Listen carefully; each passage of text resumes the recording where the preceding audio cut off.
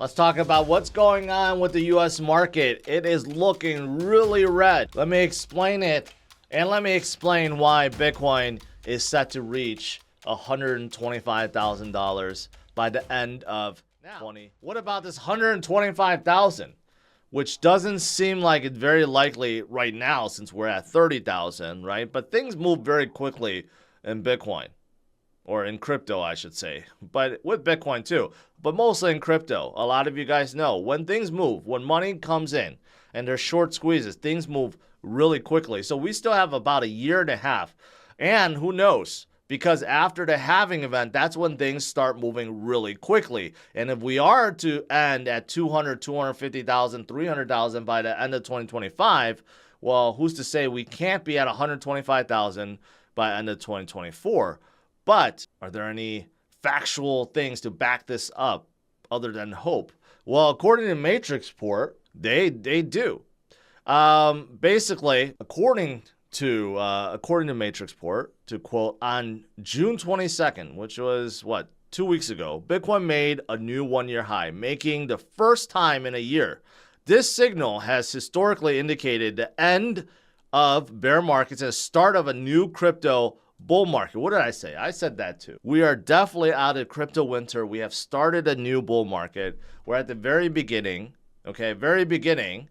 But we are definitely in a new bull market. I've been saying that for a while now. And Matrixport also agrees. If history is any guide, Bitcoin price could climb by 123% over 12 months and by 310% over 18 months.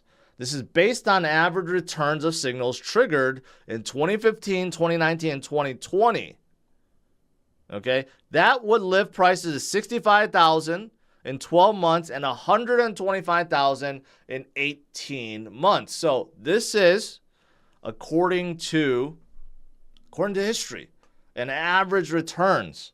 Okay, so it's not really far-fetched at all. This is actually looking at it, you can see, taking into all the returns after 12 months and 18 months, averaging them out. And we have had years where the percentages were much, much higher too. This is actually just taking an average of what has happened before. So that means in 12 months, a little bit after the next halving event, okay, Bitcoin should be around $68,000. That's pretty reasonable. That's very reasonable, I would think.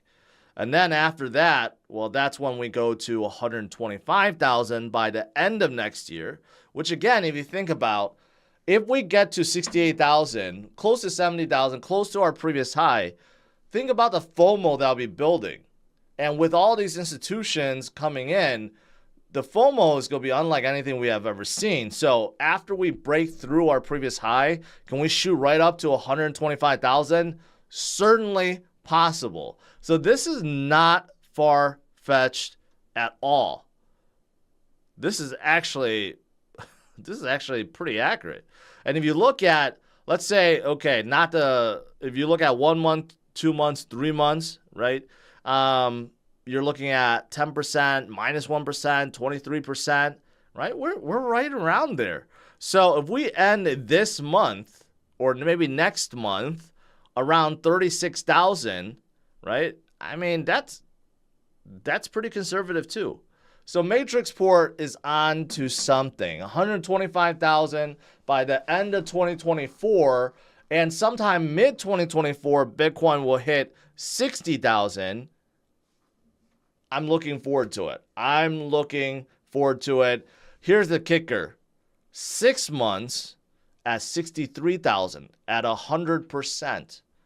So 6 months after June would be end of this year.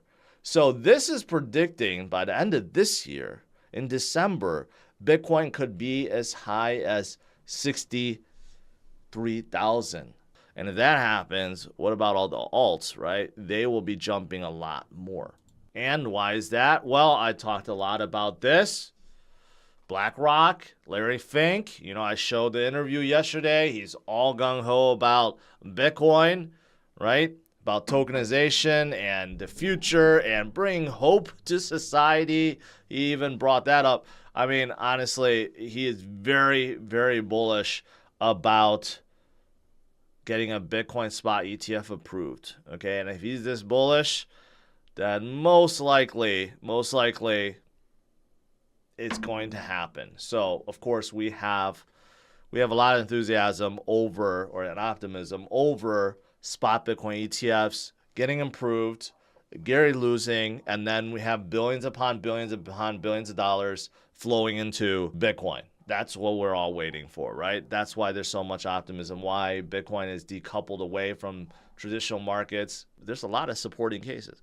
For example, whales keep on accumulating. Okay, you have 7,500 Bitcoins leaving Huobi recently.